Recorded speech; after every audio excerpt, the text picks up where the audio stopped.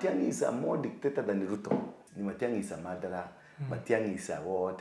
Uhuru ulipotosha because Matiang'i was killing people.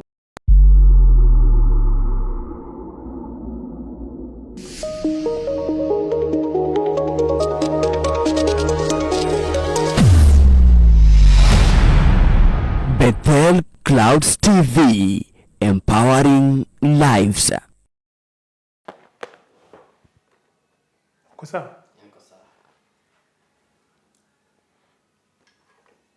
We are good. Mambo vipi, karibu kwa mara nyingine, and due to public demands we have brought your favorite, siku hizo wanakuita political soothsayer, political analyst, The political prophet. That's what they are saying about you. Whatever it is. At least nimekuwa nikiangalia. I was nilikuwa United Kingdom. Na nilikuwa tukikaa tulichambua sana. Now with some few guys there that really follow up to what we are doing with the Plug TV. Many people know you down there. They respect you, they love you. Thank you so much. So I could see many people talking about sasa tuletee Ndura. Ngatuambie what next. Hata hii anani huyu jamaa alipigwa risasi. This guy was killed. I could niliona watu wakisema tuletee sasa tusikie what is the opinion. But now what is the question now that brought you here today? So a lot has been happening. First of all, when I was away. When you are away. Yes. First of all, before tufike mahali, what brought me here today? There are people who feel like you owe them an explanation. Ndura Waruinge had said, in April, everything will be off. Kabisa, President Ruto will be out of office and all that. No, I didn't say that. That last time I was with you, we tried to tell, if you can go and repeat that, I said, there is an organization by Akina Raila, Akina Uhuru, that for them they had planned for April, that this man would be out. It has really worked, according to plan. It's only that the month they had planned it to work, it didn't work the way they wanted. But if you look at the things that happened during the month of April, they were very, very deliberate. You see what Raila got it. We had said that there will be a handshake government. It happened. And you know, you need also to look at things that happened. We said that there would be a handshake government. It happened. They signed an agreement. And they, remember we had said earlier, they want to fix Ruto from inside and from outside. It is during that month they did so. And also it is the same month that you see Matiang'i comes in.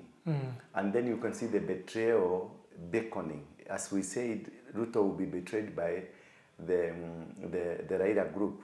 As I explained to you earlier, you can remember when I explained to you that there are two groups in Raila camp, which is not coincidental, it is well planned. I told you about Sifuna and another group fighting. And I told you about Muhammad, this Muhammad guy from Junet Muhammad, in the government, fighting to make sure the deal is done, but another group trying to stop the deal. And I told you that was gimmick. It was both the teams are together. They go meet somewhere and they tell us, this one, fight. We get in. And you see now Orengo has come, started now profiling the entire system. You see now this lady, the Iron Lady of the ODM, Wanga, coming out strongly. And you see this kind of a revolution that is coming in, as we had said, that there will be a revolution. And they said from the month, I remember very well telling you that it is from the month of April going to June, there will be total chaos. As you can see, things are really, Ruto is not even sleeping. Things are not working for him. If you look at the last 1 week, Sifuna and the group, what they are pushing, they are bringing out facts on why this thing will not work. It is a preparation, because Raila is a smooth operator. It is a preparation for Raila now to come out and say, you have betrayed our MOU. That is where Orengo came shouted. But Oburu, the brother to Raila, is on the other side of Raila. Junet Mohammed, the other side. But if you look at the things critically, how they are not in the government. And this thing escalated when Matiang'i came. Before that, things were going slower. And the delay, because Matiang'i was to come in the month of March. But I don't know what happened, it delayed. So it delayed until April towards the end, that is when he's arriving. And when he arrived, you could see the wave. He has gone to Kisii. He has caused a lot of a wave similar that which was created by Matiba. And he has gone to Nyeri. He has met the Wamunyoro guy. Yeah. It's kind of reorganization. And look at the statements of Uhuru nowadays. The man who said in Embu that kazi yake ni kuangalia tu kwa TV. He doesn't have a say. See how he has changed again, metamorphically. He is now asking youth to defend their rights. Which is these rights? Which he was not able to fix. And so many other things that Ruto is doing deliberately is suggesting they are losing the grip. If you look at the government that Kenya is, it is a government that is a firefighting government. You look at CS Mutua, what he's doing, trying to woo young people, take them outside the country. And we have a commission that looks for the jobs and it creates opportunity locally.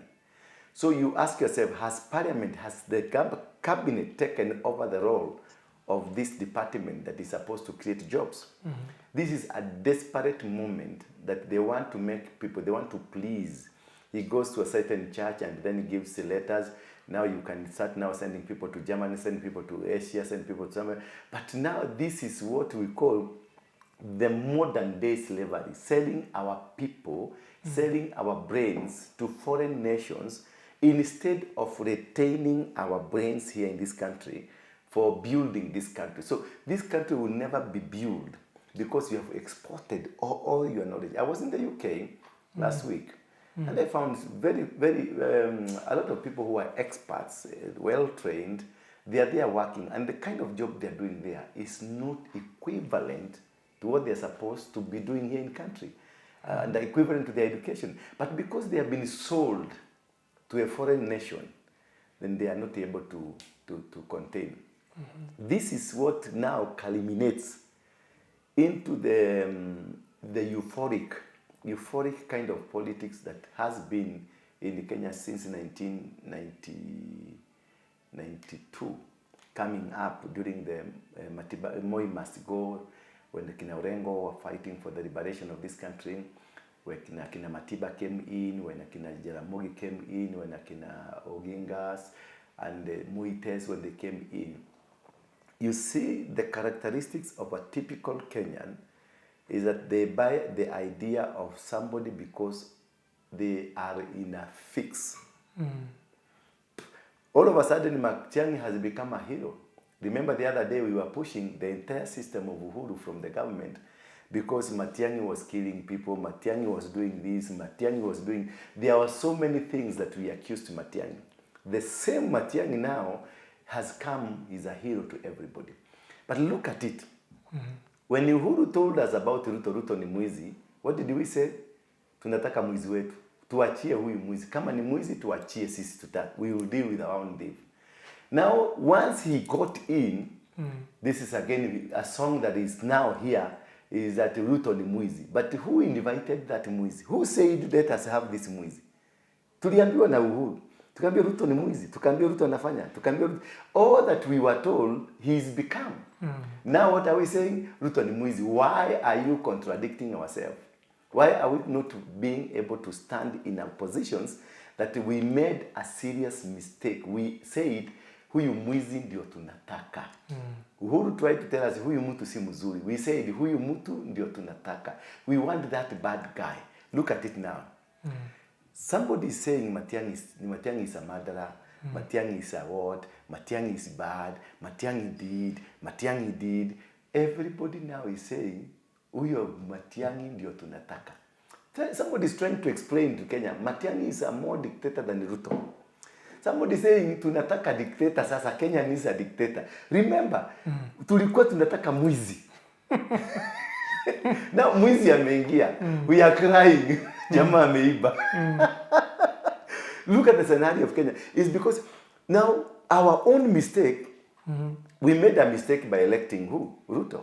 We made a mistake previously by putting Uhuru into place, because we also said Uhuru ulipotosha, Uhuru didn't do this. Kikuyu said Uhuru, we were supposed to have roads, there was no roads. Uhuru is a drunkard. And before that, when Raila was vying against Uhuru, we said, tunataka Uhuru mlevi yetu. We were told he's a drunkard man. Tukasema tunataka mlevi. Huyo mlevi ndio tunataka, hatukutaki wewe ondoka. So we called for a drunkard. A drunkard came in the office and he went drinking. He did what you called him to come and do. Then Uhuru came in and said, Ruto ni mwizi. And then we said, tunataka huyo mwizi. Let us work with our mwizi. Because what we want to do is to remove this not to be here. So again, the mwizi comes and he starts stealing, because that's the contractual agreement. The mutual agreement between we and the Ruto was ni mwizi, amekuja kufanya kazi ya wizi. Now he has stolen. We are crying. We need somebody to come and help us from Ruto stealing. And the best person who can defend this is who? Matiang'i. Is Matiang'i. Now the problem here. Now we have always been creating a problem as Kenyans, and then inviting somebody else who has a more serious problem that we are told and we are seeing it, to come and rescue us from the previous problem we created. Now again, Matiang'i will come 5 years before the end of 5 years. We'll be calling for somebody else to come and help us from a problem. Meaning, Kenyans are not able to make decisions decisively. Kenyans are just, they will want somebody else to come and you've done the mess, you've done everything, then you call for somebody come, nasasa kuja usaidia hapa. And who was the initiator of the problem? Who created the problem? Kenyans. Who gave Ruto a vote? It is me and you. Who gave Uhuru a vote? It's me and you. Who will give Matiang'i a vote? It's me and you. Those are all problems, because this is an establishment. I'm not against Matiang'i. I'm not against Ruto. I'm not against Uhuru. I'm not against either. Look, the other day, there's this friend of yours, he called who? Murara, something, Murara. Murara, everybody was shouting, saying, Murara, vote for Murara, vote for. What are they calling Murara now? A traitor.